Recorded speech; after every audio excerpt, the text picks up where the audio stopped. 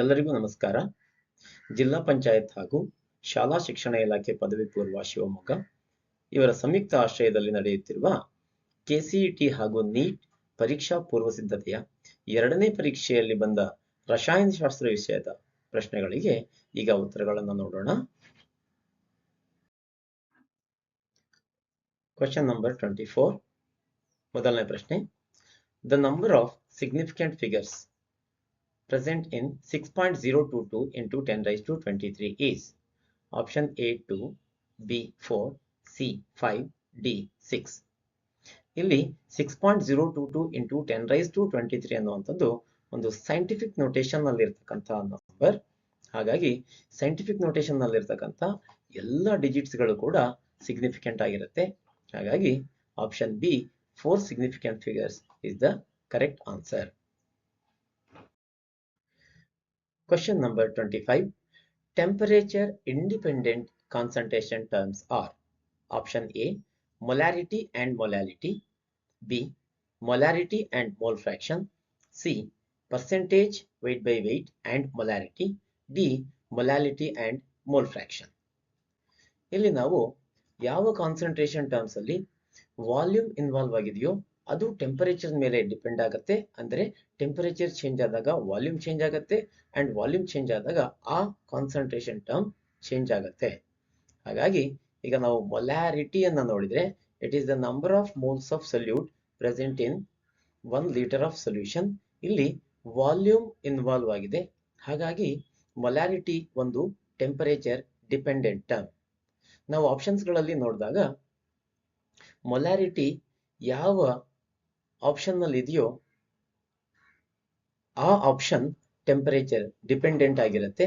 ನಮಗೆ ಬೇಕಾಗಿರೋದು temperature independent concentration terms. ಹಾಗಾಗಿ ನಾವು ಆಪ್ಷನ್ ಡಿ ಗೆ ಹೋಗಬಹುದು. ಮುಂದೆ ನೋಡೋಣ. ಮೊಲಾಲಿಟಿ ಅಂದ್ರೆ number of moles of solute present in 1 kg of solvent. ಇಲ್ಲಿ ಸೊಲ್ಯೂಟ್ ನಂಬರ್ ಆಫ್ ಮೋಲ್ಸ್ ಅಲ್ಲಿದೆ, ಸಾಲ್ವೆಂಟ್ ಮಾಸ್ ಅಲ್ಲಿದೆ. ಇಲ್ಲಿ ವಾಲ್ಯೂಮ್ ಇಲ್ಲದೆ ಇರೋದ್ರಿಂದ ಇದು ಒಂದು temperature independent term. Percentage weight by weight ನೋಡಿದಾಗ ಇಲ್ಲಿ mass of solute divided by mass of solution into 100 ಇದೆ. ಇಲ್ಲಿ ಮಾಸ್ ಮಾತ್ರ ಇನ್ವಾಲ್ವ್ ಆಗಿದೆ. ಹಾಗಾಗಿ ಇದು ಕೂಡ ಒಂದು temperature independent concentration term.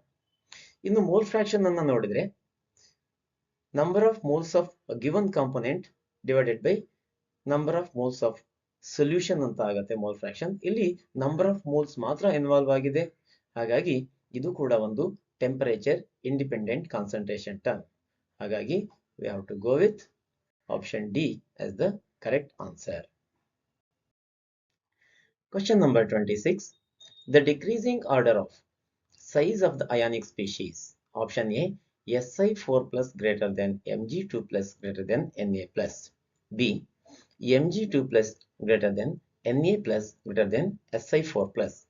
C Na plus greater than Si4 plus greater than Mg2 plus. D Na plus is greater than Mg2 plus greater than Si4 plus. ಇಲ್ಲಿ ನಾವು ಈ ಅಯಾನ್ಸ್ ಗಳನ್ನ ಗಮನಿಸಿದ್ರೆ ಗೊತ್ತಾಗುತ್ತೆ ನಮಗೆ. These are isoelectronic species. Isoelectronic species ಅಂದ್ರೆ the species having same number of electrons. Na plus ಅಲ್ಲಿ 10 electrons ಇದೆ, Mg2 ಪ್ಲಸ್ ಅಲ್ಲಿ 10 ಎಲೆಕ್ಟ್ರಾನ್ಸ್ ಇದೆ, Si4 ಪ್ಲಸ್ ಅಲ್ಲೂ ಕೂಡ 10 ಎಲೆಕ್ಟ್ರಾನ್ಸ್ ಇದೆ. ಹಾಗಾಗಿ ಇವುಗಳೆಲ್ಲ isoelectronic species. And ನಮಗೆ ಗೊತ್ತು the size of isoelectronic species decreases with increase in positive charge and increases with increase in negative charge. ಹಾಗಾಗಿ ನಾವು ಆಪ್ಷನ್ ಗಳಲ್ಲಿ ನೋಡಿದ್ರೆ ಆಪ್ಷನ್ ಡಿ ಅಲ್ಲಿ ನಮಗೆ Na plus larger than Mg2 plus larger than Si4 plus ಅನ್ನುವಂಥದ್ದು ಗೊತ್ತಾಗುತ್ತೆ. Question number 27. 56 kg of dinitrogen and 14 kg of dihydrogen are mixed together in presence of iron catalyst under suitable conditions of temperature and pressure to form ammonia. The limiting reagent of the reaction is option A dinitrogen, B dihydrogen, C ammonia, D iron. ಇಲ್ಲಿ limiting reagent ಯಾವುದು ಅನ್ನೋದನ್ನ ಕಂಡುಹಿಡಿಯಬೇಕಾಗತ್ತೆ. Limiting reagent ಅಂದ್ರೆ ಏನು? The reagent which consumes completely during the reaction and limits the amount of product formation. So ಈ problem solve ಮಾಡೋದಕ್ಕೆ ನಮಗೆ balanced equation for the formation of ammonia ಬೇಕಾಗುತ್ತೆ from nitrogen and hydrogen. So ಈ equation ನಿಂದ ನಮಗೆ ಏನ್ information ಸಿಗುತ್ತೆ quantities ಬಗ್ಗೆ ಅಂದ್ರೆ 1 mole of nitrogen reacts with 3 moles of hydrogen to produce 2 moles of ammonia. In terms of mass adanne helodadre 28 grams of nitrogen reacts with 6 gram of dihydrogen to produce 34 grams of ammonia. ಅದನ್ನ ನಾವು ಕೆಜಿಗೂ convert ಮಾಡ್ಕೊಳ್ಬಹುದು. ಅಂದ್ರೆ 28 kg nitrogen ಇದ್ರೆ 6 kg dihydrogen ಬೇಕಾಗುತ್ತೆ. ಈಗ ನಮಗೆ problem ಅಲ್ಲಿ ಕೊಟ್ಟಿರ್ತಕ್ಕಂಥ ಕ್ವಾಂಟಿಟೀಸ್ ಏನಿದೆ 56 kg ಡೈನೈಟ್ರೋಜನ್ ಇದೆ, 14 kg ಡೈಹೈಡ್ರೋಜನ್ ಇದೆ. ಇವೆರಡರಲ್ಲಿ ಯಾವುದು ಲಿಮಿಟಿಂಗ್ ರಿಯೇಜೆಂಟ್ ಅನ್ನೋದನ್ನ ನಾವು ನೋಡ್ಬೇಕಾಗತ್ತೆ. ಸೊ ಸಿಂಪಲ್ ಕ್ಯಾಲ್ಕುಲೇಷನ್ ಇದೆ. ನಮಗೆ ಗೊತ್ತು 28 kg ಡೈನೈಟ್ರೋಜನ್ ಇದ್ರೆ 6 kg ಡೈಹೈಡ್ರೋಜನ್ ಬೇಕಾಗತ್ತೆ. ಹಾಗಾದ್ರೆ 56 kg ಡೈನೈಟ್ರೋಜನ್ ಇದ್ದಾಗ ಎಷ್ಟು kg ಡೈಹೈಡ್ರೋಜನ್ ಬೇಕು ಅಂದ್ರೆ ಈ ರೀತಿ ಕ್ರಾಸ್ ಮಲ್ಟಿಪ್ಲೈ ಮಾಡಿ ಇದನ್ನ ಡಿವೈಡ್ ಮಾಡ್ತೀವಿ. Simple 56 into 6 divided by 28, that is 12 kg of dihydrogen is required. But ಎಷ್ಟು ಡೈಹೈಡ್ರೋಜನ್ ಇದೆ? ನಮ್ಮ ಹತ್ರ 14 kg ಡೈಹೈಡ್ರೋಜನ್ ಇದೆ. ಹಾಗಾಗಿ ಎಕ್ಸೆಸ್ ಡೈಹೈಡ್ರೋಜನ್ ಇದೆ. So limiting reagent here is dinitrogen ಆಗುತ್ತೆ. ಹಾಗಾಗಿ option A is the correct answer for this question. Question number 28.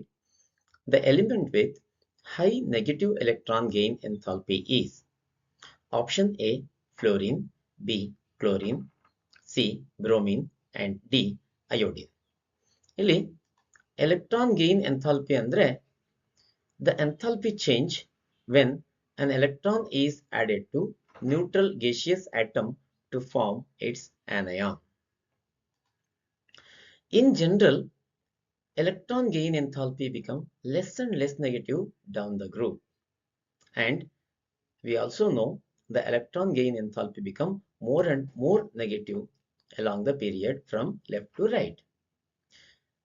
And electron gain enthalpy more negative means it is more easier to add an electron to an atom, and electron gain enthalpy is less negative means it is less easier to add an electron to a given atom. ಈಗ ನಾವು halogens ಗಳ sizes ಗಳನ್ನ ನೋಡಿದಾಗ ನಮಗೆ ಗೊತ್ತು fluorine is smaller than chlorine, which is smaller than bromine, which is smaller than iodine atom. ಈಗ ನಾವು compare ಮಾಡೋಣ. ಫ್ಲೋರಿನ್ ಮತ್ತೆ ಕ್ಲೋರಿನ್ಗೆ ಎಲೆಕ್ಟ್ರಾನ್ ಅಡಿಷನ್ ಆಗಬೇಕಾದ್ರೆ ಯಾವುದಕ್ಕೆ ಈಸಿ ಆಗತ್ತೆ, ಯಾವುದಕ್ಕೆ ಡಿಫಿಕಲ್ಟ್ ಆಗತ್ತೆ ಅನ್ನುವಂಥದ್ದು. ಈಗ ಫ್ಲೋರಿನ್ಗೆ ಎಲೆಕ್ಟ್ರಾನ್ ಆಡ್ ಆಗಬೇಕಾದ್ರೆ it has to add to the second shell which is a smaller shell and which contains 7 valence electrons to form F-. ಅದೇ ಕ್ಲೋರಿನ್ಗೆ ಎಲೆಕ್ಟ್ರಾನ್ ಆಡ್ ಆಗಬೇಕಾದ್ರೆ ಥರ್ಡ್ ಶೆಲ್ ಅಲ್ಲಿ ಎಲೆಕ್ಟ್ರಾನ್ ಆಡ್ ಆಗುತ್ತೆ. ಅದರಲ್ಲೂ ಕೂಡ 7 ವೇಲೆನ್ಸ್ ಎಲೆಕ್ಟ್ರಾನ್ಸ್ ಇರುತ್ತೆ and which has more space. So ಯಾವುದರಲ್ಲಿ ಈಸಿಯಾಗಿ ಎಲೆಕ್ಟ್ರಾನ್ ಆಡ್ ಆಗಬಹುದು ಅಂತ ಕೇಳಿದ್ರೆ ಇಲ್ಲಿ ಕ್ಲೋರಿನ್ ಅಲ್ಲಿ ಥರ್ಡ್ ಶೆಲ್ ಅಲ್ಲಿ ಜಾಸ್ತಿ ಸ್ಪೇಸ್ ಇರೋದ್ರಿಂದ ಲೆಸ್ ರಿಪಲ್ಷನ್ ಆಗುತ್ತೆ ನ್ಯೂಲಿ ಆಡೆಡ್ ಎಲೆಕ್ಟ್ರಾನ್ಗೆ. ಹಾಗಾಗಿ ಫ್ಲೋರಿನ್ ಗಿಂತ ಕ್ಲೋರಿನ್ ಅಲ್ಲಿ ಎಲೆಕ್ಟ್ರಾನ್ ಈಸಿಯಾಗಿ ಆಡ್ ಆಗಬಹುದು.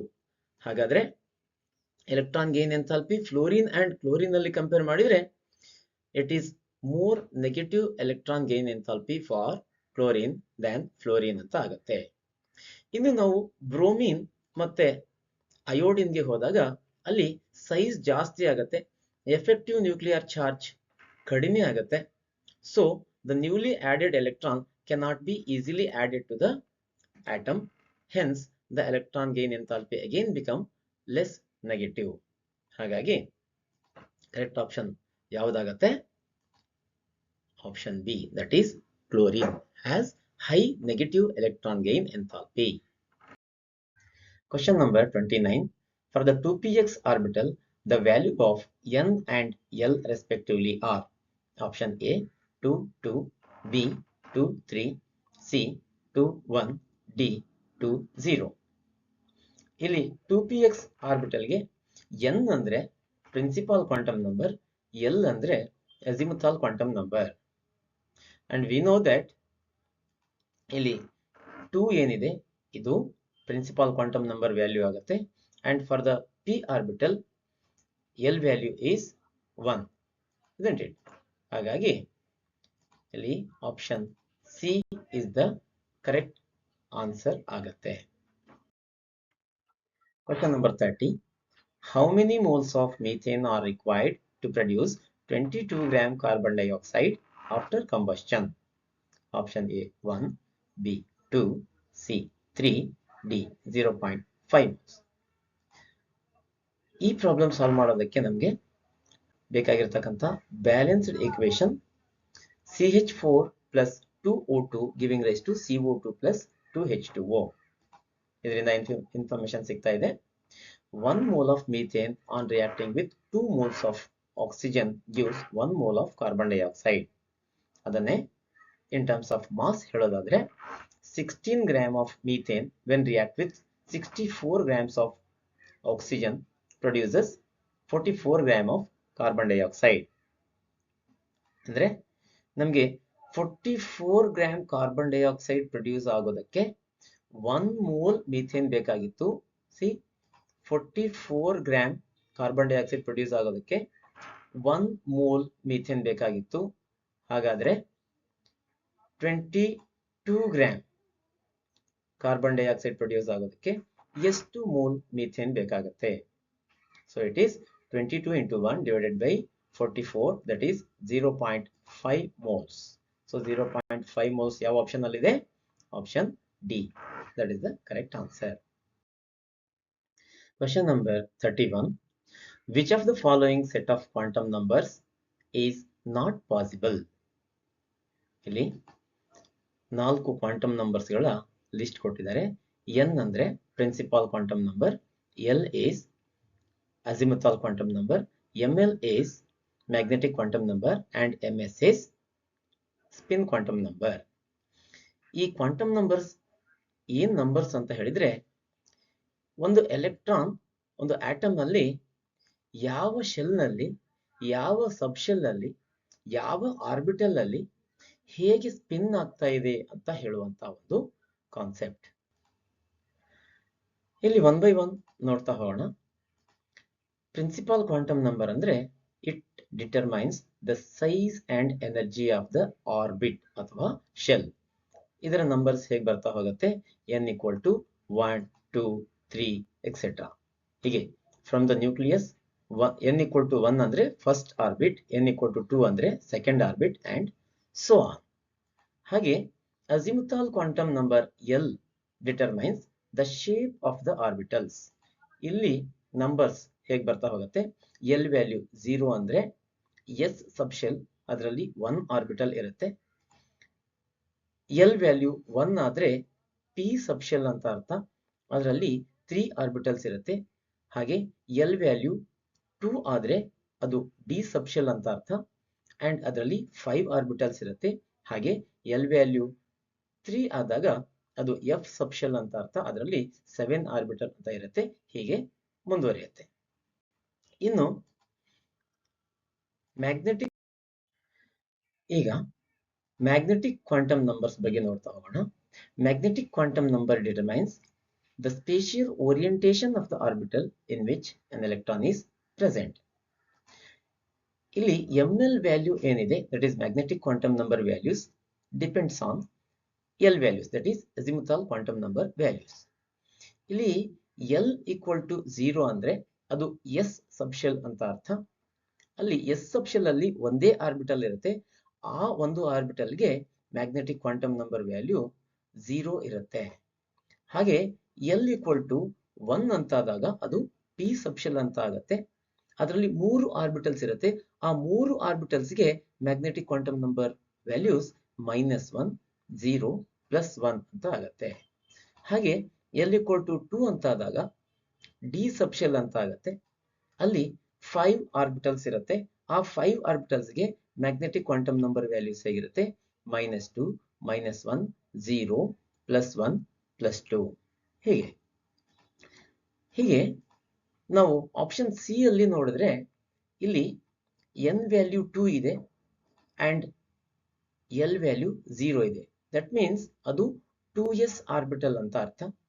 So 2s orbital s subshell ಅಂದ್ರೆ ಅಲ್ಲಿ ml ವ್ಯಾಲ್ಯೂ 0 ಮಾತ್ರ ಇರ್ಲಿಕ್ಕೆ ಸಾಧ್ಯ. ಆದ್ರೆ ಇಲ್ಲಿ ಮ್ಯಾಗ್ನೆಟಿಕ್ ಕ್ವಾಂಟಮ್ ನಂಬರ್ ವ್ಯಾಲ್ಯೂ -1 ಅಂತ ಕೊಟ್ಟಿದ್ದಾರೆ. ಹಾಗಾಗಿ this set of quantum number is not possible. So option C is the correct answer for this question. Question number 32 ಒಂದು ನೇರವಾದ ಪ್ರಶ್ನೆ. The correct mathematical expression for the Heisenberg uncertainty principle is. So Heisenberg uncertainty principle ಏನು ಹೇಳುತ್ತೆ? It is impossible to determine the exact position and exact momentum of a moving electron simultaneously. ಅದರ mathematical expression ಏನಾಗುತ್ತೆ? Delta x into delta p is greater than or equal to h/4π. ಇಲ್ಲಿ delta x ಅಂದ್ರೆ uncertainty in measuring the position of the electron and delta p ಅಂದ್ರೆ uncertainty in momentum. So ಇದನ್ನೇ ನಾವು delta x into delta v is greater than or equal to h/4πm ಅಂತ ಕೂಡ ಬರಿಬಹುದು. Because ನಮಗೆ ಇಲ್ಲಿ p momentum is equal to m into v ಅಂತ ಆಗುತ್ತೆ. There four delta p equal to m into delta v. ಹಾಗಾಗಿ ಇಲ್ಲಿ ಸರಿಯಾದ ಉತ್ತರ ಯಾವುದಾಗುತ್ತೆ? Option C. Question number 33. Match list 1 and list 2 and choose the correct codes from the choices given. ಇಲ್ಲಿ ನಾವು hybridisation ಮತ್ತೆ ಮಾಲಿಕ್ಯೂಲ್ಸ್ ಗಳನ್ನ ಮ್ಯಾಚ್ ಮಾಡಬೇಕಾಗತ್ತೆ. ಸೊ ಇಲ್ಲಿ ಹೈಬ್ರಿಡೈಸೇಷನ್ ನಾವು ನೇರವಾಗಿ ಈ ರೀತಿಯ ಮಾಲಿಕ್ಯೂಲ್ಸ್ ಗಳಿಗೆ ನಂಬರ್ ಆಫ್ ಸಿಗ್ಮಾ ಬಾಂಡ್ಸ್ ಎಷ್ಟಿದೆ ಆ ಮಾಲಿಕ್ಯೂಲ್ ಅಲ್ಲಿ ಅನ್ನೋದ್ರ ಬೇಸಿಸ್ ಮೇಲೆ ಐಡೆಂಟಿಫೈ ಮಾಡಬಹುದು. ನಂಬರ್ ಆಫ್ ಸಿಗ್ಮಾ ಬಾಂಡ್ಸ್ 2 ಇದ್ರೆ sp ಹೈಬ್ರಿಡೈಸೇಷನ್ ಆಗಿರುತ್ತೆ. 3 ಇದ್ರೆ sp2, 4 ಇದ್ದಾಗ sp3, 5 ಇದ್ದಾಗ sp3d ಅಂಡ್ 6 ಇದ್ದಾಗ sp3d2 ಅಥವಾ d2sp3 ಹೈಬ್ರಿಡೈಸೇಷನ್ ಆಗಿರುತ್ತೆ. ಹಾಗಾಗಿ ನಾವು ಆಪ್ಷನ್ಸ್ ಗಳನ್ನು ನೋಡ್ತಾ ಹೋದ್ರೆ BeCl2 ಗೆ ಕರೆಕ್ಟ್ ಆಪ್ಷನ್ sp ಹೈಬ್ರಿಡೈಸೇಷನ್ ಆಗುತ್ತೆ. ಹಾಗೆ BCl3 3 ಕೋವೆಲೆಂಟ್ ಬಾಂಡ್ಸ್ ಇದೆ. ಸೊ 3 ಸಿಗ್ಮಾ ಬಾಂಡ್ಸ್ ಇದೆ. ಸೊ sp2 ಹೈಬ್ರಿಡೈಸೇಷನ್ ಆಗುತ್ತೆ. CCl4 ಗೆ sp3 ಹೈಬ್ರಿಡೈಸೇಷನ್ ಆಗುತ್ತೆ ಅಂಡ್ PCl5 ಗೆ sp3d ಹೈಬ್ರಿಡೈಸೇಷನ್ ಆಗುತ್ತೆ. ಸೊ ಆ ರೀತಿಯ ಆಪ್ಷನ್ ಇರುವಂತದ್ದು ಆಪ್ಷನ್ ಬಿ ಅಲ್ಲಿ. ಇಲ್ಲಿ ನಾವು ನೇರವಾಗಿ ಮೊದಲನೇ ಆಪ್ಷನ್ ಅನ್ನು ನೋಡಿದಾಗ ಅಂದ್ರೆ ಎ ಅಂದ್ರೆ BeCl2 ಗೆ sp ಹೈಬ್ರಿಡೈಸೇಷನ್ ಇದೆ ಅಂದಾಗ ಅಲ್ಲಿ ಎ ಮ್ಯಾಚಿಂಗ್ ವಿತ್ 2. ಸೊ ಈ ಕೋಡ್ ಮತ್ತೆ ಯಾವ ಆಪ್ಷನ್ ನಲ್ಲೂ ಇಲ್ಲ. ಹಾಗಾಗಿ ಈ ಕೋಡ್ ಅನ್ನ ನಾವು ನೋಡಿದ ಕೂಡಲೇ ಆಪ್ಷನ್ ಬಿ ಅನ್ನೋದನ್ನ ಸಹ ಹೇಳ್ಬಹುದು. Question number 34. Orthonitrophenol has low boiling point than paranitrophenol due to. Option A, intramolecular hydrogen bonding in orthonitrophenol. B, intermolecular hydrogen bonding in paranitrophenol. C, intramolecular hydrogen bonding in paranitrophenol. D, intermolecular hydrogen bonding in orthonitrophenol. ಇಲ್ಲಿ ನಾವು ortho and ಪ್ಯಾರಾನೈಟ್ರೋಫಿನಾಲ್ಸ್ ಗಳನ್ನ ನೋಡೋಣ. ಈ ಆರ್ಥೋನೈಟ್ರೋಫಿನಾಲ್ ಅಲ್ಲಿ ನಾವು ಈ intramolecular hydrogen bonding ಅನ್ನ ನೋಡಬಹುದು. ಅಂದ್ರೆ within the molecule hydrogen bonding ಇರತಕ್ಕಂಥದ್ದು. ಇನ್ನು ಪ್ಯಾರಾನೈಟ್ರೋಫಿನಾಲ್ ಅಲ್ಲಿ ಇಂಟರ್ ಮಾಲಿಕ್ಯುಲರ್ ಹೈಡ್ರೋಜನ್ ಬಾಂಡಿಂಗ್ ಇದೆ. That means between the two hydrogen nitrophenol molecules. ಇಲ್ಲಿ ನಮಗೆ ಇಂಟ್ರಾಮಾಲಿಕ್ಯುಲರ್ ಹೈಡ್ರೋಜನ್ ಬಾಂಡಿಂಗ್ ಇದ್ದಾಗ ಬಾಯ್ಲಿಂಗ್ ಪಾಯಿಂಟ್ ಲೋ ಇರುತ್ತೆ. ಅದೇ ಇಂಟರ್ ಮಾಲಿಕ್ಯುಲರ್ ಹೈಡ್ರೋಜನ್ ಬಾಂಡಿಂಗ್ ಇದ್ದಾಗ ಬಾಯ್ಲಿಂಗ್ ಪಾಯಿಂಟ್ ಹೈ ಆಗುತ್ತೆ. ಹಾಗಾಗಿ ಕರೆಕ್ಟ್ ಆಪ್ಷನ್ ಏನಾಗುತ್ತೆ? Option A, that is due to intramolecular hydrogen bonding in orthonitrophenol. Question number 35. Which among the following is an electrophile? H2O, CH3O minus, NO2 plus, NH3. ಇಲ್ಲಿ nucleophile ಅಂದ್ರೆ ಏನು? A reagent that brings an electron pair to the reactive site, that is nucleus seeking. ನಾವು ಒಂದು ಎಲೆಕ್ಟ್ರೋಫೈಲ್ ಅಥವಾ nucleophile ಅನ್ನ ಹೇಗೆ characterise ಮಾಡಬಹುದು, ಹೇಗೆ ಐಡೆಂಟಿಫೈ ಮಾಡಬಹುದು? ನೆಗೆಟಿವ್ ಚಾರ್ಜ್ ಇದ್ರೆ ನ್ಯೂಕ್ಲಿಯೋಫೈಲ್ ಅಂಡ್ ಪಾಸಿಟಿವ್ ಚಾರ್ಜ್ ಇದ್ರೆ ಎಲೆಕ್ಟ್ರೋಫೈಲ್. ಹಾಗೆ lone pair of electrons central atom ಮೇಲೆ ಇದ್ರೆ ಅದು ಸಾಮಾನ್ಯವಾಗಿ ನ್ಯೂಕ್ಲಿಯೋಫೈಲ್ ಆಗುತ್ತೆ. ಹಾಗೆ electron deficient atom in the centre ಇದ್ರೆ ಅದು ಎಲೆಕ್ಟ್ರೋಫೈಲ್ ಆಗುತ್ತೆ. ಹಾಗಾಗಿ ಇಲ್ಲಿ ನೋಡಿದಾಗ ವಾಟರ್ ಮಾಲಿಕ್ಯೂಲ್ ಅಲ್ಲಿ ಆಕ್ಸಿಜನ್ ಮೇಲೆ 2 ಲೋನ್ ಪೇರ್ ಆಫ್ ಎಲೆಕ್ಟ್ರಾನ್ಸ್ ಇರುತ್ತೆ. ಹಾಗಾಗಿ ಇದು ಒಂದು ನ್ಯೂಕ್ಲಿಯೋಫೈಲ್. ದೆನ್ CH3O ಮೈನಸ್ ಅಲ್ಲಿ ನೇರವಾಗಿ ನಮಗೆ ಮೈನಸ್ ಚಾರ್ಜ್ ಕಾಣ್ತಾ ಇದೆ. ಹಾಗಾಗಿ ಇದು ಒಂದು ನ್ಯೂಕ್ಲಿಯೋಫೈಲ್. NO2 ಮೇಲೆ ಪಾಸಿಟಿವ್ ಚಾರ್ಜ್ ಕಾಣ್ತಾ ಇದೆ. ಸೊ ಇದು ನಮ್ಮ ಎಲೆಕ್ಟ್ರೋಫೈಲ್. ಅಂಡ್ ಅಮೋನಿಯಾದಲ್ಲಿ ನೈಟ್ರೋಜನ್ ಮೇಲೆ ಒಂದು ಲೋನ್ ಪೇರ್ ಆಫ್ ಎಲೆಕ್ಟ್ರಾನ್ಸ್ ಇದೆ. ಹಾಗಾಗಿ ಇದು ಕೂಡ ನ್ಯೂಕ್ಲಿಯೋಫೈಲ್. ಹಾಗಾಗಿ ಇಲ್ಲಿ ಸರಿಯಾದ ಉತ್ತರ ಯಾವುದು? Option C. Question number 36. In Carius method of estimation, 0.71 gram of an organic compound gave 0.287 gram of silver chloride. Percentage of fluorine in the compound is. Atomic mass ಕೊಟ್ಟಿದ್ದಾರೆ.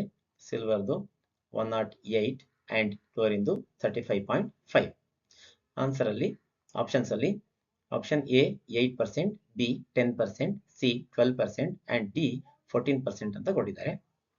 ಇಲ್ಲಿ ನಮಗೆ ಈ ಕೇರಿಯಸ್ ಮೆಥಡ್ ಅಲ್ಲಿ ಏನ್ ಮಾಡ್ತೀವಿ ನಾವು?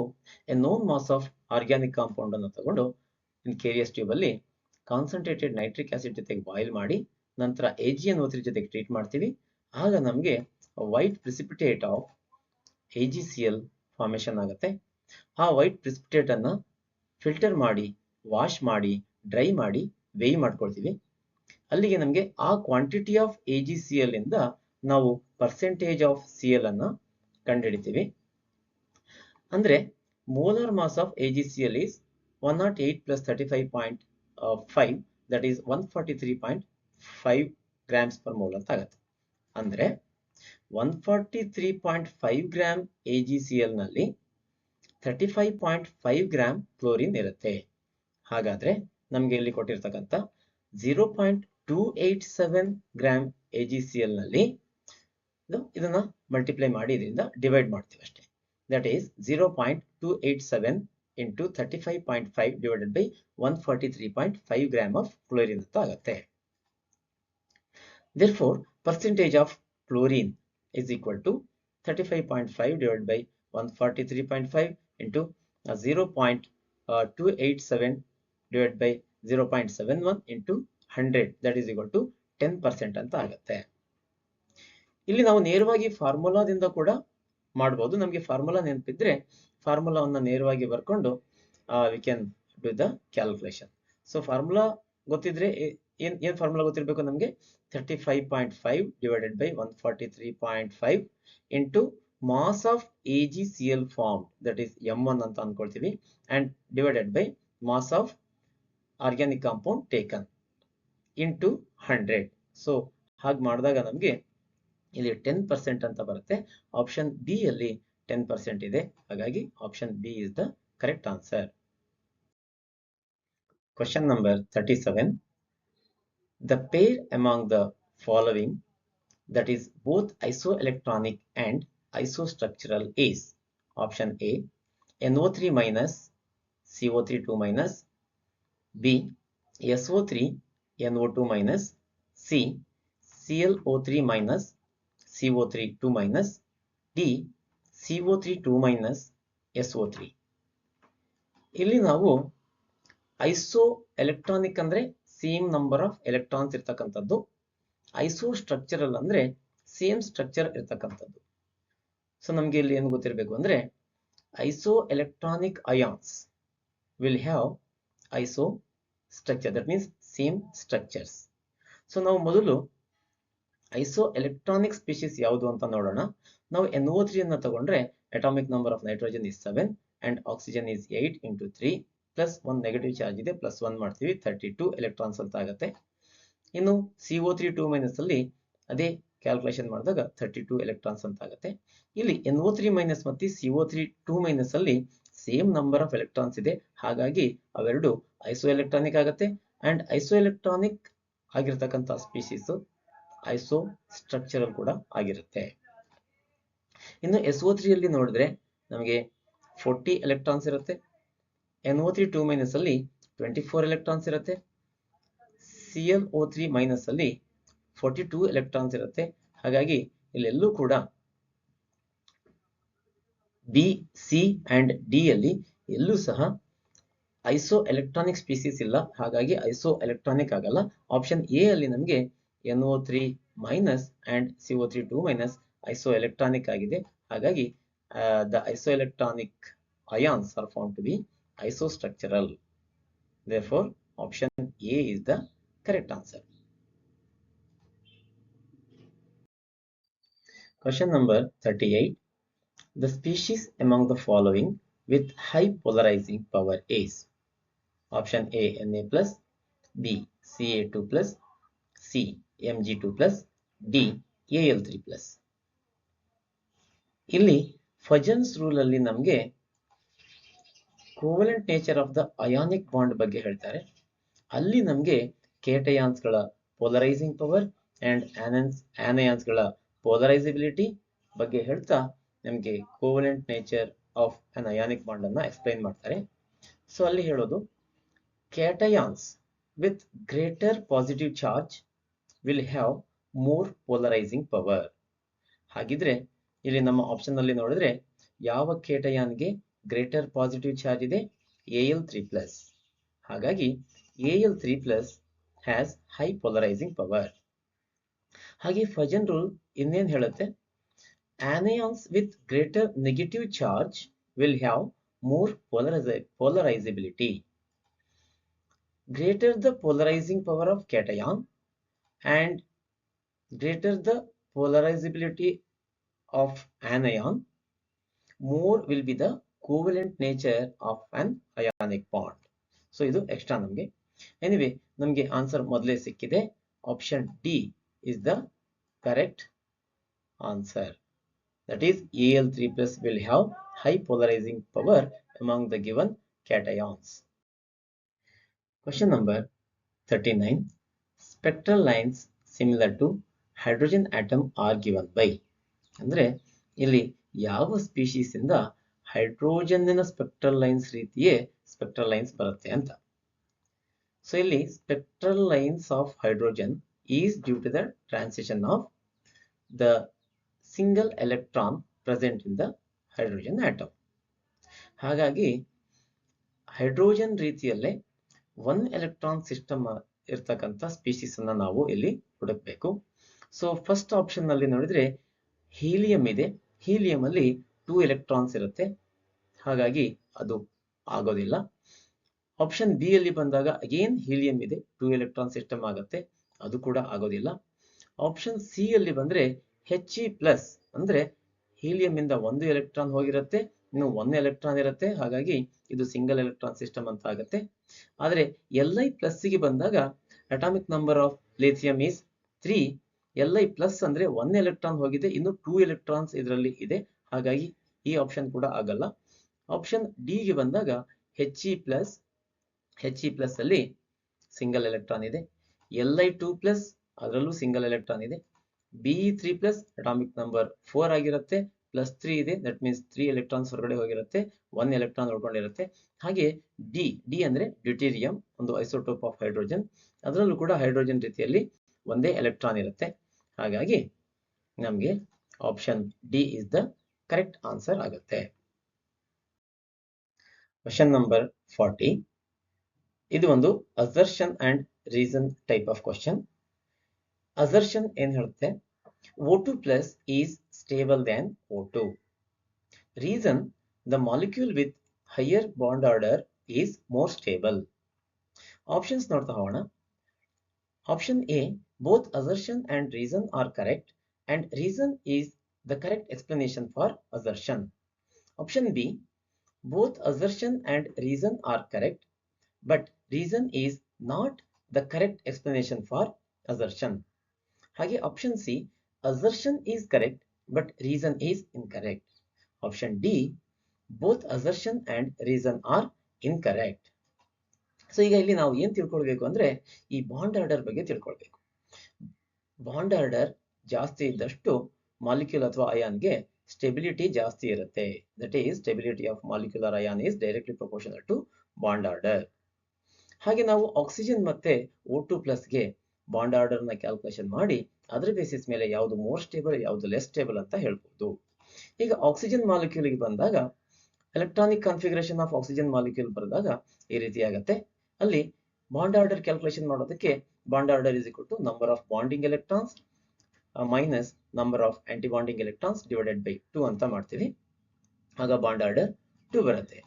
ಹಾಗೆ O2+ ಇದು ಎಲೆಕ್ಟ್ರಾನಿಕ್ ಕಾನ್ಫಿಗರೇಷನ್ ಬರೆದ್ರೆ O2+ ಅಂದ್ರೆ O2 ಇಂದ ಒಂದು ಎಲೆಕ್ಟ್ರಾನ್ ತೆಗೆದಿರ್ತಕ್ಕಂಥದ್ದು. ಹಾಗಾಗಿ ಇಲ್ಲಿ ಕೊನೆಯಲ್ಲಿ ಇರ್ತಕ್ಕಂಥ ಒಂದು ಆಂಟಿ ಬಾಂಡಿಂಗ್ ಎಲೆಕ್ಟ್ರಾನ್ಸ್ ಅನ್ನ ಇಲ್ಲಿ ಮೈನಸ್ ಮಾಡ್ತೀವಿ. ಅಲ್ಲಿಗೆ ನಮಗೆ ಬಾಂಡ್ ಆರ್ಡರ್ ಕ್ಯಾಲ್ಕುಲೇಷನ್ ಮಾಡಿದ್ರೆ bond order 10 - 5 that is 5/2 that is 2.5 ಅಂತ ಆಗುತ್ತೆ. ಸೊ O2+ ಗೆ O2 ಗಿಂತ ಬಾಂಡ್ ಆರ್ಡರ್ ಜಾಸ್ತಿ ಇದೆ. ಹಾಗಾಗಿ ಏನಾಯ್ತು ಇಲ್ಲಿಗೆ O2+ is more stable then O2 ಅಂತ ಆಯ್ತು ಅಲ್ವಾ. ಸೊ ಹಾಗಾಗಿ ಯಾವುದು ಕರೆಕ್ಟ್ ಆಪ್ಷನ್ ಅಂತ ಆಗುತ್ತೆ? Option A is the correct option ಅಂತ ಆಗುತ್ತೆ. ಇದಕ್ಕೆ ನಾವು ಆನ್ಸರ್ಗೆ ಬರಬೇಕಾದ್ರೆ ಈ ಎಲೆಕ್ಟ್ರಾನಿಕ್ ಕಾನ್ಫಿಗರೇಷನ್ ಬರೆದು ಬಾಂಡ್ ಆರ್ಡರ್ ಕ್ಯಾಲ್ಕುಲೇಷನ್ ಮಾಡಿ ಅದನ್ನ ಕಂಪೇರ್ ಮಾಡಿ ಬರುವಷ್ಟೊತ್ತಿಗೆ ಸಾಕಷ್ಟು ಸಮಯ ತಗೊಳ್ಳುವಂತದ್ದಾಗಿರೋದ್ರಿಂದ ಇಲ್ಲಿ ಒಂದು ಶಾರ್ಟ್ ಟ್ರಿಕ್ ಅನ್ನ ಹೇಳೋದಕ್ಕೆ ನಾನು ಇಷ್ಟಪಡ್ತೇನೆ.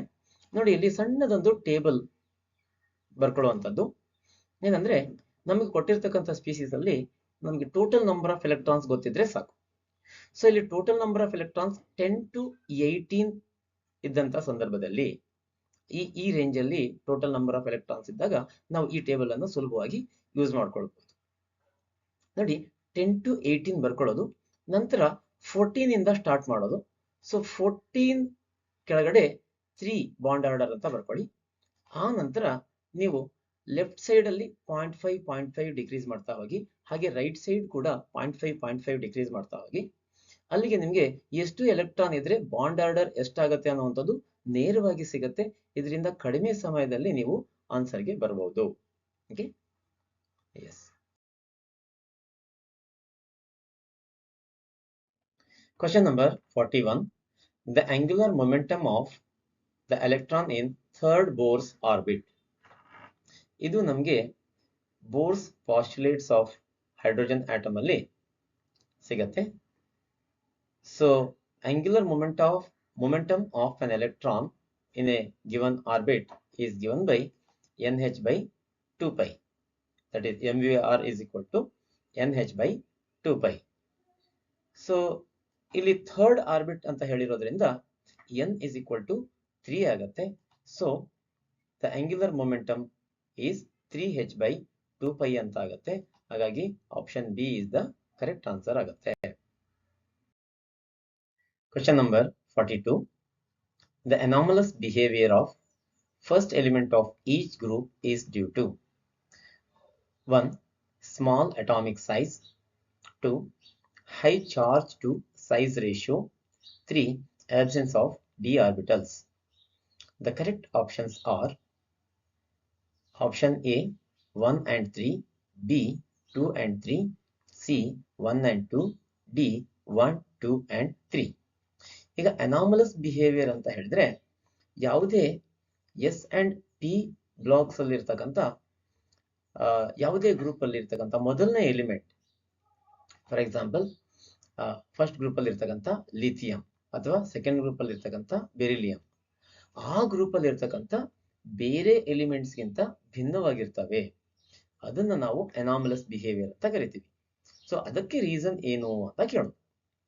ಸೊ ಇಲ್ಲಿ ಈ ಕೊಟ್ಟಿರ್ತಕ್ಕಂಥ 3 reasons, that is small atomic size, high charge to size ratio and absence of d orbitals ಕಾರಣ ಆಗುತ್ತೆ. therefore option D is the correct answer. Question number 43. IUPAC name of CH triple bond C single bond CH2 single bond CH double bond CH2 is. ಇಲ್ಲಿ ನಾವು IUPAC rules ಗಳನ್ನ ಗಮನಿಸಿಕೊಳ್ಳಬೇಕಾಗುತ್ತೆ. ನಾವು IUPAC name ಬರೆಯುವಾಗ ಮೊದಲು parent carbon chain that is longest carbon chain ಅನ್ನು select ಮಾಡಿ ಅದಕ್ಕೆ ಸರಿಯಾದ ರೀತಿಯಲ್ಲಿ ನಂಬರಿಂಗ್ ಮಾಡಬೇಕಾಗತ್ತೆ. ಇಲ್ಲಿ ಡಬಲ್ ಬಾಂಡ್ ಮತ್ತೆ ಟ್ರಿಪಲ್ ಬಾಂಡ್ ಎರಡು ಈಕ್ವಿವೆಲೆಂಟ್ ಪೊಸಿಷನ್ ನಲ್ಲಿದೆ. ಸೊ ಹೀಗೆ ಎರಡು ಈಕ್ವಿವೆಲೆಂಟ್ ಪೊಸಿಷನ್ ಅಲ್ಲಿ ಇದ್ದಾಗ ನಾವು ಯಾವುದಕ್ಕೆ ಪ್ರಿಫರೆನ್ಸ್ ಕೊಟ್ಟು ನಂಬರಿಂಗ್ ಶುರು ಮಾಡಬೇಕಾಗತ್ತೆ. Double bond and triple bond ಎರಡು ಇದ್ದಾಗ ಡಬಲ್ ಬಾಂಡ್ಗೆ ಹೆಚ್ಚಿನ ಪ್ರಿಫರೆನ್ಸ್ ಕೊಟ್ಟು ಆ ಕಡೆಯಿಂದ ನಾವು ನಂಬರಿಂಗ್ ಅನ್ನ ಶುರು ಮಾಡಬೇಕಾಗತ್ತೆ. ಹಾಗಾಗಿ ಈ ರೀತಿಯ ನಂಬರಿಂಗ್ ಬರುತ್ತೆ. ಆ ನಂತರ ಇಲ್ಲಿ ಯಾವುದೇ ಸಬ್ಸ್ಟಿಟ್ಯೂಯೆಂಟ್ಸ್ ಇಲ್ಲದೆ ಇರೋದ್ರಿಂದ ಪ್ರಿಫಿಕ್ಸ್ ಇಲ್ಲ. ರೂಟ್ ವರ್ಡ್ ಮೊದಲಿಗೆ ಬರೀಬೇಕಾಗತ್ತೆ. 5 ಕಾರ್ಬನ್ ಪೇರೆಂಟ್ ಚೈನ್ ನಲ್ಲಿ ಇರೋದ್ರಿಂದ ಪೆಂಟ್ ಅನ್ನುವಂಥದ್ದು ಇಲ್ಲಿ ರೂಟ್ ವರ್ಡ್ ಆಗುತ್ತೆ. ದೆನ್ ಎರಡು ಸಫಿಕ್ಸ್ ಗಳನ್ನ ಹಾಕಬೇಕಾಗತ್ತೆ. ಇಲ್ಲಿ ಒಂದು ಈನ್ ಮತ್ತೆ ಐನ್. ಆಲ್ಫಾಬೆಟಿಕಲಿ ಈನ್ ಮೊದಲು ಬರೋದ್ರಿಂದ ಪೆಂಟ್ 1 ಈನ್ ಅನ್ನ ಮೊದಲು ಬರೀಬೇಕು. ಆ ನಂತರ 4 ಐನ್ ಅಂತ ಬರಿತೀವಿ. ಹಾಗಾಗಿ ಕರೆಕ್ಟ್ ನೇಮ್ ಏನಾಗುತ್ತೆ ಇಲ್ಲಿ ಆಪ್ಷನ್ ಎ ಅಲ್ಲಿ ಇರ್ತಕ್ಕಂಥ ಪೆಂಟ್ 1 ಈನ್ 4 ಐನ್ ಅಂತ ಆಗುತ್ತೆ. So option A is the correct answer. Question number 44.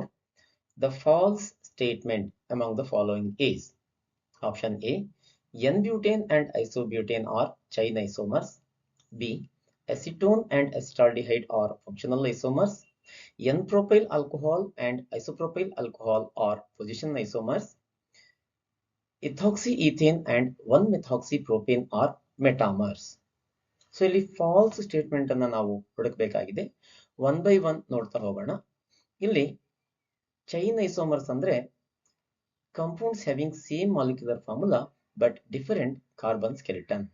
ಇಲ್ಲಿ ಎನ್ ಬ್ಯೂಟೇನ್ ಮತ್ತೆ ಐಸೋಬ್ಯೂಟೇನ್ಗೆ ಸೇಮ್ ಮಾಲಿಕ್ಯುಲರ್ ಫಾರ್ಮುಲಾ ಇದೆ, ಆದ್ರೆ ಬೇರೆ ಬೇರೆ ಕಾರ್ಬನ್ ಸ್ಕೆಲಿಟನ್ ಇದೆ. ಎನ್ ಬ್ಯೂಟೇನ್ ಅಲ್ಲಿ ಸ್ಟ್ರೈಟ್ ಚೈನ್ ಇದೆ, ಐಸೋಬ್ಯೂಟೇನ್ ಅಲ್ಲಿ ಬ್ರಾಂಚೆಡ್ ಚೈನ್ ಇದೆ. ಹಾಗಾಗಿ ಇದು ಕರೆಕ್ಟ್ ಸ್ಟೇಟ್ಮೆಂಟ್ ಆಗುತ್ತೆ. ಆಪ್ಷನ್ ಬಿ ಅಲ್ಲಿ ಬಂದಾಗ acetone and acetaldehyde are functional isomers ಅಂತ ಹೇಳಿದ್ದಾರೆ. ಈಗ ಫಂಕ್ಷನಲ್ ಐಸೋಮರ್ಸ್ ಅಂತ ಹೇಳಿದ್ರೆ compounds having same molecular formula but different functional groups. ಇಲ್ಲಿ ನೋಡಿದಾಗ ನಮಗೆ ಇಲ್ಲಿ ಎರಡು ಕಾಂಪೌಂಡ್ಸ್ ಅಲ್ಲಿ ಡಿಫರೆಂಟ್ ಫಂಕ್ಷನಲ್ ಗ್ರೂಪ್ಸ್ ಇದೆ, ಆದ್ರೆ ಮಾಲಿಕ್ಯುಲರ್ ಫಾರ್ಮುಲಾ ಸೇಮ್ ಇಲ್ಲ. ಹಾಗಾಗಿ ನಮಗೆ ಬೇಕಾಗಿರ್ತಕ್ಕಂಥ ಫಾಲ್ಸ್ ಸ್ಟೇಟ್ಮೆಂಟ್ ಇದೇ ಆಗತ್ತೆ. Acetone and acetaldehyde are functional isomers. ಹಾಗೆ ನಾವು ಆಪ್ಷನ್ ಸಿ ಗೆ ಹೋದ್ರೆ ನಿಮಗೆ ಪೊಸಿಷನ್ ಐಸೋಮರ್ಸ್ ಬಗ್ಗೆ ಹೇಳಿದ್ದಾರೆ. ಇಲ್ಲಿ N propyl alcohol and isopropyl alcohol position isomers ಆಗುತ್ತೆ. ಯಾಕೆಂದ್ರೆ ಎನ್ ಪ್ರೊಪೈಲ್ ಆಲ್ಕೋಹಾಲ್ ಅಲ್ಲಿ OH ಗ್ರೂಪ್ ಫಸ್ಟ್ ಕಾರ್ಬನ್ ಮೇಲಿದೆ, ಐಸೋಪ್ರೊಪೈಲ್ ಆಲ್ಕೋಹಾಲ್ ಅಲ್ಲಿ OH ಗ್ರೂಪ್ ಸೆಕೆಂಡ್ ಕಾರ್ಬನ್ ಇದೆ. ಸೊ ಪೊಸಿಷನ್ಸ್ ಬೇರೆ ಬೇರೆ ಆಗುತ್ತೆ, ಸೇಮ್ ಮಾಲಿಕ್ಯುಲರ್ ಫಾರ್ಮುಲಾ ಆಗುತ್ತೆ. ಹಾಗಾಗಿ ಆ ಸ್ಟೇಟ್ಮೆಂಟ್ ಕೂಡ ಕರೆಕ್ಟ್ ಆಗುತ್ತೆ. ನಂತರ ನಮಗೆ ಫೋರ್ತ್ ಆಪ್ಷನ್ ಅಲ್ಲಿ ethoxy ethane and 1-methoxypropane are metamers ಅಂತ ಕೊಟ್ಟಿದ್ದಾರೆ. ಇಲ್ಲಿ ಮೆಟಾಮರ್ಸ್ ಅಂದ್ರೆ ಏನು? Metamers are the compounds which have same molecular formula but different alkyl groups across the functional group. ಇಲ್ಲಿ ಎಥಾಕ್ಸಿ ಈಥೇನ್ ಅಲ್ಲಿ ಈ ಈಥರ್ ಗ್ರೂಪ್ನ ಎರಡು ಬದಿಯಲ್ಲಿ ಎರಡು ಈಥೈಲ್ ಗ್ರೂಪ್ಸ್ ಇದೆ, ಆದ್ರೆ 1-methoxypropane ಅಲ್ಲಿ ಈ ಈಥರ್ ಗ್ರೂಪಿನ ಒಂದು ಸೈಡ್ ಅಲ್ಲಿ ಮಿಥೈಲ್ ಗ್ರೂಪ್, ಮತ್ತೊಂದು ಸೈಡ್ ಅಲ್ಲಿ ಎನ್ ಪ್ರೊಪೈಲ್ ಗ್ರೂಪ್ ಇದೆ. ಹಾಗಾಗಿ ಇದು ಕೂಡ ಸರಿಯಾದ ಸ್ಟೇಟ್ಮೆಂಟ್ ಆಗುತ್ತೆ. ಸೊ ನಮಗೆ ಬೇಕಾಗಿರ್ತಕ್ಕಂಥ ಉತ್ತರ option B. Question number 45. The permanent displacement of sigma electrons is observed in. Option A. Inductive effect. B. Electromeric effect. C. Resonance effect. D. Hyperconjugation effect. ಇಲ್ಲಿ ನಾವು inductive effect and hyperconjugation effect ಅಲ್ಲಿ ಸ್ವಲ್ಪ ನಮಗೆ ಯೋಚನೆ ಮಾಡಬೇಕಾಗಬಹುದು. ಆದ್ರೆ ಈ electromeric effect and resonance effect option B and C ಅನ್ನ ನೇರವಾಗಿ ತೆಗೆದುಹಾಕಬಹುದು. ಯಾಕೆಂದ್ರೆ ಅಲ್ಲಿ ಮೂವ್ಮೆಂಟ್ ಆಗ್ತಕ್ಕಂಥದ್ದು ಪೈ ಎಲೆಕ್ಟ್ರಾನ್ಸ್, ಸಿಗ್ಮಾ ಎಲೆಕ್ಟ್ರಾನ್ಸ್ ಅಲ್ಲ. ಹಾಗಾಗಿ ಈಗ ಇಂಡಕ್ಟಿವ್ ಎಫೆಕ್ಟ್ ಅಂದ್ರೆ ಏನು ಅಂತ ನೋಡಿದ್ರೆ ನಮಗೆ inductive effect is the polarization of sigma bond caused by the polarization of adjacent sigma bond due to higher electronegativity of one of the bonded atom. So ಅದನ್ನು ನಾವು ಒಂದು ಮಾಲಿಕ್ಯೂಲ್ ಅಲ್ಲಿ ನೋಡೋದಾದ್ರೆ ನೋಡಿ, ಇಲ್ಲಿ ಕ್ಲೋರಿನ್ ಆಟಮ್ ಒಂದು electronegative atom compare to carbon. ಹಾಗಾಗಿ ಇಲ್ಲಿ ಈ CCl ಬಾಂಡ್ ಅಲ್ಲಿ ಇರ್ತಕ್ಕಂಥ ಸಿಗ್ಮಾ ಎಲೆಕ್ಟ್ರಾನ್ಸ್ ಪರ್ಮನೆಂಟ್ ಆಗಿ ಕ್ಲೋರಿನ್ ಆಟಮ್ ಕಡೆಗೆ ಡಿಸ್ಪ್ಲೇಸ್ ಆಗಿರುತ್ತೆ. ಹಾಗಾಗಿ ಕ್ಲೋರಿನ್ ಮೇಲೆ partial negative charge and carbon ಮೇಲೆ ಪಾರ್ಷಿಯಲ್ ಪಾಸಿಟಿವ್ ಚಾರ್ಜ್ ಆಗಿರುತ್ತೆ. ಸೊ ಹಾಗಾಗಿ ಇಲ್ಲಿ ನಮಗೆ ಇಂಡಕ್ಟಿವ್ ಎಫೆಕ್ಟ್ ಅಲ್ಲಿ permanent displacement of sigma electron ಕಾಣಿಸುತ್ತೆ. ಆದ್ರೆ ಹೈಪರ್ ಕಾಂಜುಗೇಷನ್ ಎಫೆಕ್ಟ್ ಅಂದ್ರೆ ಏನು? ಹೈಪರ್ ಕಾಂಜುಗೇಷನ್ ಎಫೆಕ್ಟ್ ಅಂದ್ರೆ it is the delocalisation of sigma electrons of CH bond of an alkyl group directly attached to an atom of unsaturated system. ಅಂದ್ರೆ ಈಗ ನೋಡಿ, ಈ molecule ಅಲ್ಲಿ ನೋಡಿದ್ರೆ ಇಲ್ಲಿ CH ಸಿಗ್ಮಾ ಬಾಂಡ್ ಏನಿತ್ತು ಅದು ಇಲ್ಲಿಗೆ ಡಿಲೋಕಲೈಸ್ ಆಗಿದೆ. ಅಂಡ್ ಈ ಡಿಲೋಕಲೈಸೇಷನ್ ಏನಿದೆ ಇದು ಪರ್ಮನೆಂಟ್ ಅಲ್ಲ, ಇದು ಟೆಂಪರರಿ. ಯಾಕಂದ್ರೆ ನೆಕ್ಸ್ಟ್ ನಿಮಗೆ ಈ CH ಬಾಂಡ್ ಅಲ್ಲಿ ಇರ್ತಕ್ಕಂಥ ಎಲೆಕ್ಟ್ರಾನ್ಸ್ ಇಲ್ಲಿಗೆ ಶಿಫ್ಟ್ ಆದಾಗ ಇದು ವಾಪಸ್ ಇಲ್ಲಿಗೆ ಬರುತ್ತೆ. ಆ ನಂತರ ಈ CH ಬಾಂಡ್ ಅಲ್ಲಿ ಇರ್ತಕ್ಕಂಥ ಎಲೆಕ್ಟ್ರಾನ್ಸ್ ಇಲ್ಲಿಗೆ ಬಂದಾಗ ಸೊ ಅದು ವಾಪಸ್ ಹೋಗುತ್ತೆ. ಹಾಗಾಗಿ ಇದು ಒಂದು ಟೆಂಪರರಿ ಡಿಸ್ಪ್ಲೇಸ್ಮೆಂಟ್ ಅಥವಾ temporary delocalisation of sigma bonds ಅಂತ ಹೇಳ್ಬೋದು. ಹಾಗಾಗಿ ಇಲ್ಲಿ ನಮಗೆ ಇಂಡಕ್ಟಿವ್ ಎಫೆಕ್ಟ್ ಅನ್ನುವಂಥದ್ದು ಕರೆಕ್ಟ್ ಆಪ್ಷನ್ ಆಗುತ್ತೆ. So option A is the correct answer for this question. Question number 46. Jindal method cannot be used for the estimation of nitrogen in 1. pyridine, 2. pyrrole, 3. nitro compounds, 4. azo compounds and 5. urea. ಇಲ್ಲಿ ನಮಗೆ Kjeldahl's method of estimation of nitrogen ಅಲ್ಲಿ ಕೊನೆಯಲ್ಲಿ NCERT book ಅಲ್ಲಿ ಹೇಳ್ತಾರೆ, nitrogen present in the nitro compounds, azo compounds and nitrogen present in the ring system. ಇವುಗಳನ್ನ ಜಲ್ದಾಲ್ method ಇಂದ estimation ಮಾಡಕ್ ಆಗಲ್ಲ ಅಂತ. ಅಂದ್ರೆ ಇಲ್ಲಿ ನಾವು ಪಿರಿಡಿನ್ ಅನ್ನ ನೋಡಿದ್ರೆ ಇಲ್ಲಿ ನೈಟ್ರೋಜನ್ ರಿಂಗ್ ಸಿಸ್ಟಮ್ ಅಲ್ಲಿ ಇದೆ, ರಿಂಗಿನ ಒಂದು ಆಟಮ್ ಆಗಿದೆ. ಹಾಗೆ ಪೈರಾಲ್ ಅನ್ನು ನೋಡಿದ್ರೆ ಅದರಲ್ಲೂ ಕೂಡ nitrogen is present in the ring as hetero atom and nitro compounds and azo compounds. So ಈ 4 ಕಾಂಪೌಂಡ್ಸ್ ಗಳಲ್ಲಿ ನಮಗೆ we cannot estimate the nitrogen by Kjeldahl's method. ಇನ್ನು ಯೂರಿಯಾದಲ್ಲಿ ಆ ರೀತಿ ಯಾವುದೇ ಸಮಸ್ಯೆ ಇಲ್ಲ. ಹಾಗಾಗಿ ಯೂರಿಯಾದಲ್ಲಿ ಇರ್ತಕ್ಕಂಥ ನೈಟ್ರೋಜನ್ ಅನ್ನ ನಾವು ಜಲ್ದಾಲ್ಸ್ ಮೆಥಡ್ ಇಂದ ಎಸ್ಟಿಮೇಷನ್ ಮಾಡಬಹುದಾಗಿದೆ. ಹಾಗಾಗಿ ಪಿರಿಡಿನ್ ಆಗಲ್ಲ, ಪೈರಾಲ್ ಅಲ್ಲಿ ಆಗೋದಿಲ್ಲ, ನೈಟ್ರೋ ಕಾಂಪೌಂಡ್ಸ್ ಅಲ್ಲಿ ಆಗೋದಿಲ್ಲ, ಹಾಗೆ ಅಜೋ ಕಾಂಪೌಂಡ್ಸ್ ಅಲ್ಲಿ ಆಗೋದಿಲ್ಲ. ಸೊ ಯೂರಿಯಾದಲ್ಲಿ ಆಗುತ್ತೆ. ಹಾಗಿದ್ರೆ ನಮ್ಮ ಕೊಟ್ಟಿರ್ತಕ್ಕಂಥ ಆಪ್ಷನ್ ಅಲ್ಲಿ ಯಾವುದು ಕರೆಕ್ಟ್ ಆನ್ಸರ್ ಅಂತ ಆಗುತ್ತೆ? Option D 1, 2, 3 and 4. That is option D is the correct answer. Thank you.